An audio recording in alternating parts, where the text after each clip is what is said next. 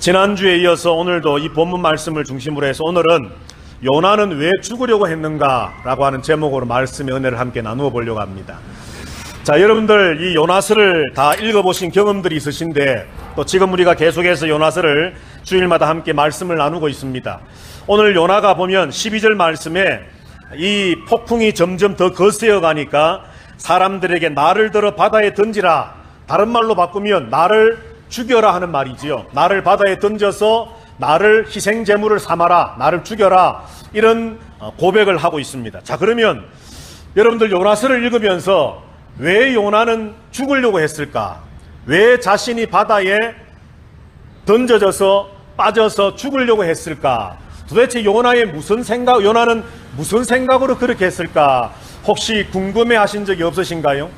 왜 그랬을까요, 여러분들? 요나는 왜 죽으려고 했을까요?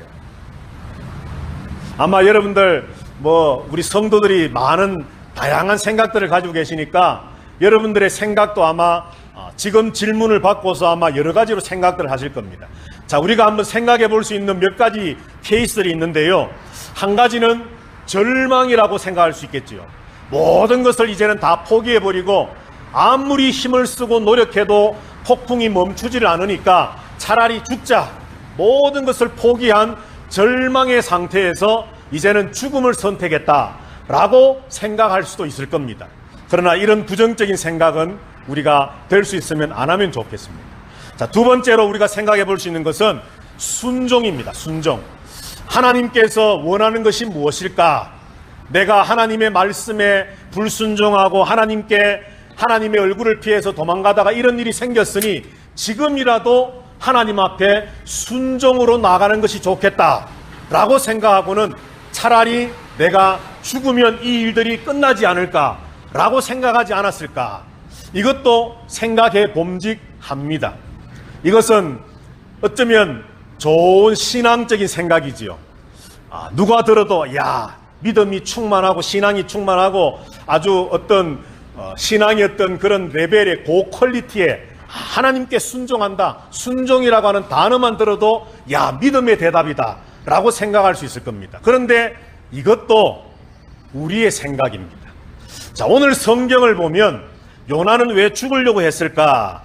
자, 여러분들 그 대답을 우리는 4장에서 한번 발견해 볼 수가 있습니다. 여러분 4장 말씀을 한번 볼까요? 4장 1절부터 4절까지 말씀인데요. 자, 제가 읽도록 하겠습니다. 4장 1절부터 4절. 요나가 매우 싫어하고 성내며 여호와께 기도하여 이르되 여호와여, 내가 고국에 있을 때에 이러하겠다고 말씀하지 아니하였나이까? 그러므로 내가 빨리 다시스로 도망하였사오니 주께서는 은혜로우시며 자비로우시며 노하기를 더디하시며 인애가 크시사 뜻을 돌이켜 재앙을 내리지 아니하시는 하나님이신 줄을 내가 알았음이니이다. 여호와여, 원컨대 이제 내 생명을 거두어 가소서. 사는 것보다 죽는 것이 내게 나음이니이다 하니 여호와께서 이르시되 내가 성내는 것이 옳으냐 하시니라. 아멘. 자, 여러분들 이 4장 말씀에 9절도 한 절 더 있는데 우리 9절 말씀을 4장 9절 다 같이 읽어보십시다. 시작. 하나님이 요나에게 이르시되 내가 이 박넝쿨로 말미암아 성내는 것이 어찌 옳으냐 하시니 그가 대답하되 내가 성내어 죽기까지 할지리도 옳으니이다 하니라. 아멘. 자, 여러분들 절망의 포기 때문에 죽으려고 했다. 지난날의 불순종을 뉘우치고 회개하면서 지금이라도 마지막 순간 순종의 길을 걸어가고자 죽으려고 했다. 이런 대답들 우리가 충분히 생각해 볼 수 있습니다. 그런데 오늘 성경 요나서 전체를 읽어보면 특별히 방금 읽었던 4장 1절부터 4절과 9절 말씀을 보면 요나가 지금 하나님에게 뭐라고 말하고 있습니까? 하나님, 내가 차라리 사는 것보다 죽는 것이 더 낫겠습니다 라고 하나님께 대해서 화를 냅니다. 화를. 막 역정을 내고 화를 내고 분노합니다. 그 말씀을 이제 나중에 우리가 4장을 공부할 때 더 좀 자세히 보겠습니다만 4장 1절을 보면 매우 싫어하고 성내었다, 화를 내었다 그렇게 말합니다. 그러면서 내가 고국에 있을 때부터 말씀드리지 않았습니까? 라고 하나님 앞에 지금 도전하고 항변합니다. 그러면서 하나님, 내가 내 생명을 거두어 가십시오. 내가 사는 것보다 죽는 것이 더 낫겠습니다. 그렇게 요나는 지금 외치고 있는 거지요. 지금 여러분들 배가 풍랑에 의해서 막 뒤집어지려고 합니다.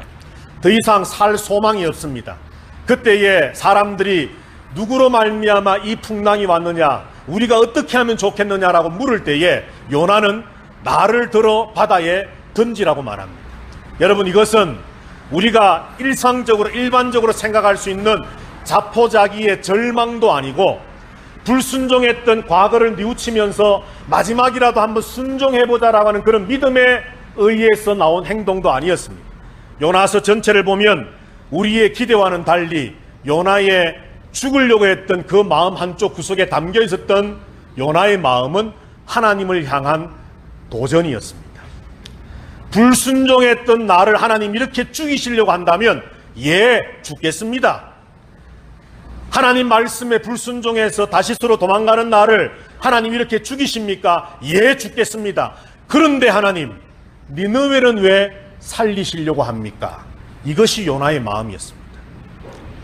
하나님 앞에 불순종하고 하나님 말씀대로 살지 않고 하나님의 뜻대로 살지 않는 것에 대해서 심판하시는 것이 하나님의 공의인데, 그래서 지금 하나님 다시스로 도망가는, 니느웨로 가라고 하셨지만 니느웨로 가지 않고 다시스로 도망가는 나를 죽이시려고 이렇게 폭풍을 일으키셔서 지금 우리를 다 죽이시려고 하는데, 이것이 하나님의 공의라면 하나님의 공의에 따르겠습니다. 그렇다면 하나님 두고 보겠습니다.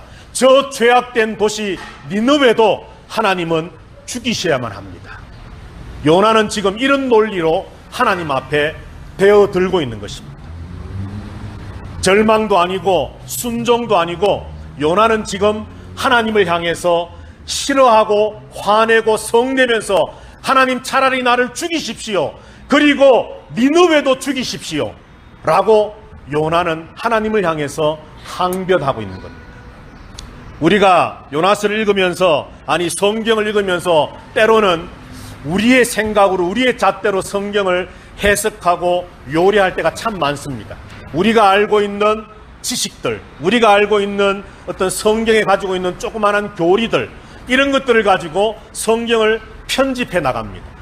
이것은 아마 이래서 그럴 거야, 저것은 저래서 그럴 거야. 그런데 성경을 성경으로 읽고 성경이 나를 해석하도록, 성경이 무엇을 우리에게 진짜 말씀하기를 원하는가를 듣고 싶은 마음으로, 열린 마음으로 성경을 볼 때에 성경 속에 하나님이 무엇을 말씀하시는가를 우리는 발견할 수 있다라고 하는 것이죠. 이처럼 요나는 죽기를 원했습니다. 그 죽기를 원하는 것은 단순히 희생제물이 되어서 내가 죽어 저들을 하나님 살리십시오라고 하는 그런 거룩한 마음만 있었던 것이 아닙니다. 요나의 마음 속에는 하나님께 대해서 끝까지 항변하는, 차라리 내가 죽어도 좋으니 하나님의 공의를 좀 바로 보여주시기 바랍니다. 하나님, 내가 이렇게 한번 불순종했다고 나를 이렇게 죽이신다면 하나님의 공의가 저 니느웨에 바로 서는 것 아니지 않습니까? 라고 그는 외치고 있는 것이지. 그런데 여러분들, 하나님은 어떻게 하셨습니까? 요나를 죽이셨나요? 요나를 죽이지 않으셨습니다. 하나님은 요나를 살리셨습니다. 바다에 요나가 던져졌지만 요나가 하나님 앞에 항변하면서 도전하면서 되어들면서 죽기를 바래서 바다에 던져져서 죽어가고 있지만 하나님은 그를 물고기를 사용하셔서 살려내셨다는 겁니다. 언젠가 우리가 요나서를 공부하면서 말씀을 나누었던 것처럼 하나님은 최악을 최선으로 바꾸시는 분입니다. 믿으십니까, 여러분? 자, 우리 여러분들 성경을 한 절 한번 찾아볼까요? 저 뒤편으로 가셔서 마태복음입니다. 12장 39절 40절 우리 다 같이 읽어봅니다. 시작. 예수께서 대답하여 이르시되 악하고 음란한 세대가 표적을 구하나 선지자 요나의 표적밖에는 보일 표적이 없느니라. 요나가 밤낮 사흘 동안 큰 물고기 뱃속에 있었던 것 같이 인자도 밤낮 사흘 동안 땅속에 있으리라. 아멘. 여러분, 구약 성경 요나서만 보면 요나는 그렇게 거룩하거나 희생적이거나 정말 믿음이 충만한 사람이라고 우리는 절대 평가할 수 없습니다.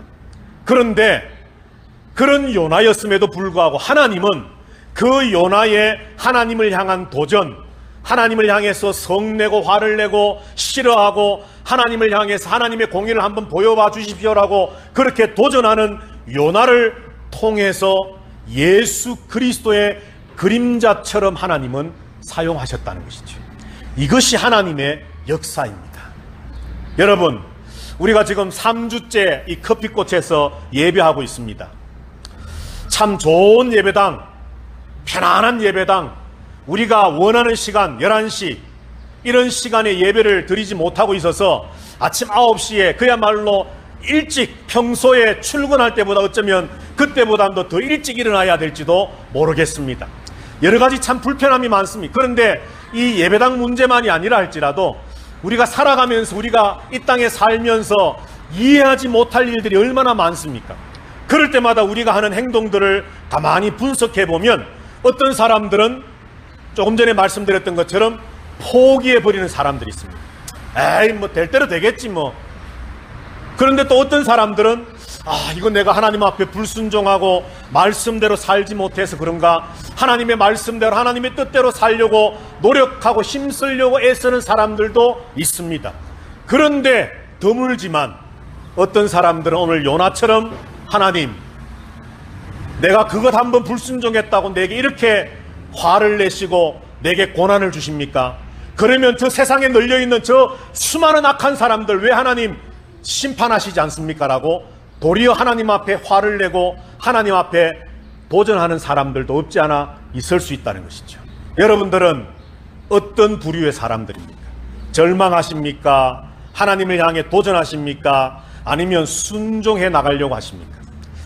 우리의 모습이 어떠하든지 간에 우리에게 믿음이 있어서 끝까지 하나님 앞에 믿음으로 나아가려고 하는 마음이 남아있다면 하나님은 그 모든 것을 변화시켜 최선으로 만들어 가심을 믿으시기를 바랍니다.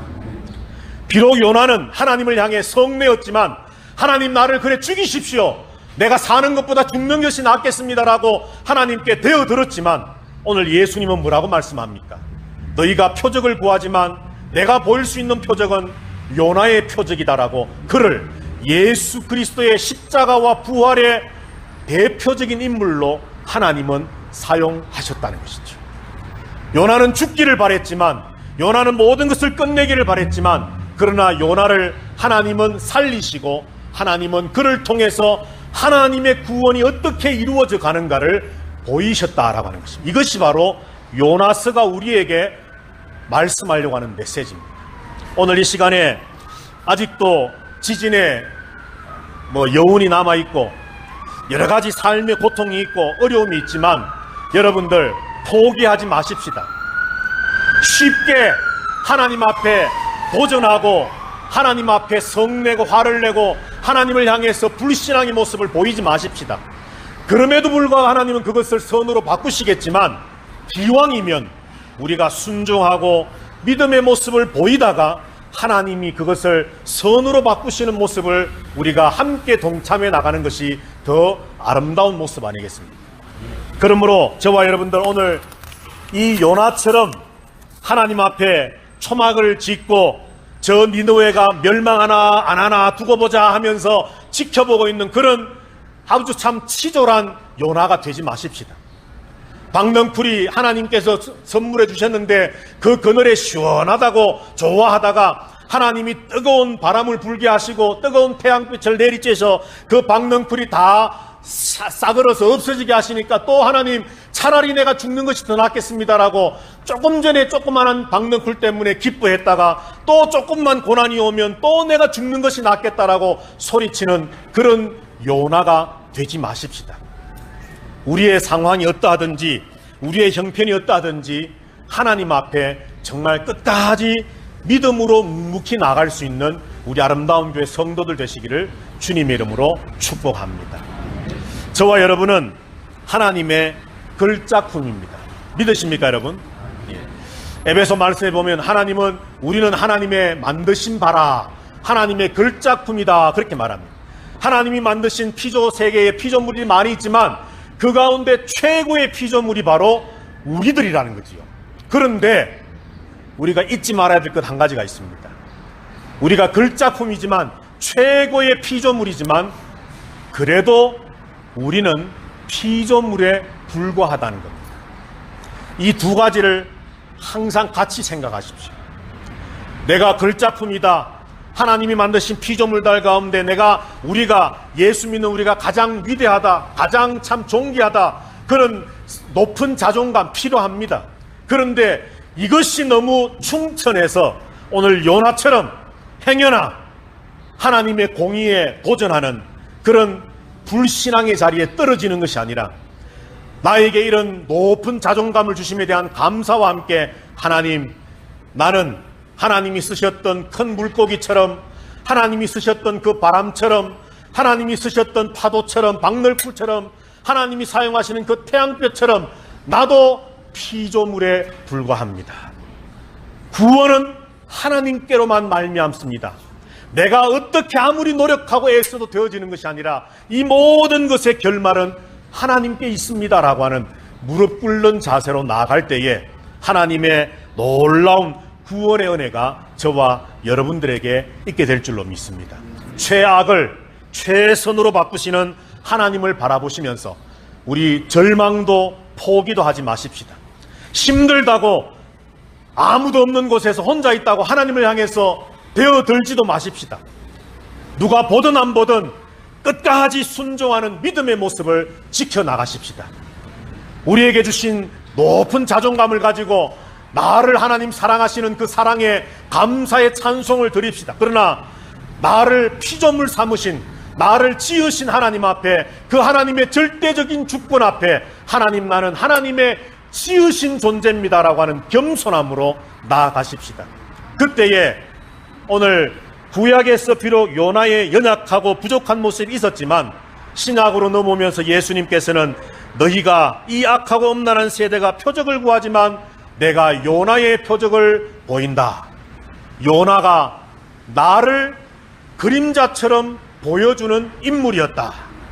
비록 저와 여러분들 이렇게 지진이 나면 두려워하고 삶이 곤고하고 힘들면 슬퍼하는 연약한 존재이지만 언젠가 주님이 우리를 평가하실 때에 비록 연약한 아무개였지만, 비록 참 부족한 아무개 성도였지만 나를 보여주는, 나의 빛과 나의 영광을 반사해서 세상에 비추어낸 인물을 내가 말한다면 멕시코 아름다운 교회 아무개 성도다라고 말할 수 있는, 그런 말씀을 들을 수 있는 우리 모두가 되어지게 되기를 주님의 이름으로 축복합니다.